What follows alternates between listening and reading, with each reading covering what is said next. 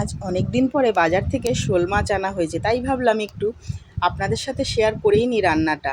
মাছটাকে তো কাটিয়ে নিয়ে এসেছিলাম বাজার থেকে, তারপরে নুন হলুদ মাখিয়ে নিয়েছি আর কড়াইতে তেল গরম করতে বসিয়ে দিয়েছি, আর এদিকে ওল আলু কেটে নিয়েছি। ওল দিয়ে কিন্তু এই শোল মাছের ঝোল বেশ সুন্দর লাগে। আর মাছগুলোকে ভেজে তুলে নিয়ে তাতে জিরে ফোড়ন দিয়ে পেঁয়াজ দিয়ে দিয়েছি কিছুটা কুচোনো। পেঁয়াজটাকে একটু বাদামি করে ভেজে নিয়ে তাতে হচ্ছে আদা, জিরে, লঙ্কা, হলুদ সমস্তটা পেস্ট করে রাখা ছিল একসাথে করে, দিয়ে বেশ কিছুক্ষণ একটু কষিয়ে নিয়েছি। আর এই রান্নাটা যাতে চটজলদি হয় সেইভাবেই আমি দেখাচ্ছি। এখনকার দিনের মানুষের তো প্রত্যেকের জীবনেই খুব ব্যস্ততা থাকে, সেই জন্য।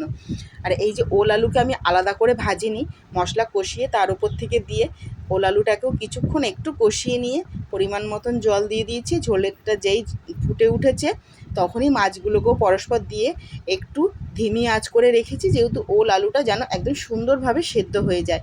আর দেখুন কিছুক্ষণ পরেই রেডি হয়ে গেল একদম গরম গরম ওল দিয়ে শোল মাছের ঝোল। হ্যাঁ, এবার চেখে দেখার পালা, তারপরে আপনাকে বলছি। দারুণ কিন্তু সুস্বাদু হয়েছে খেতে।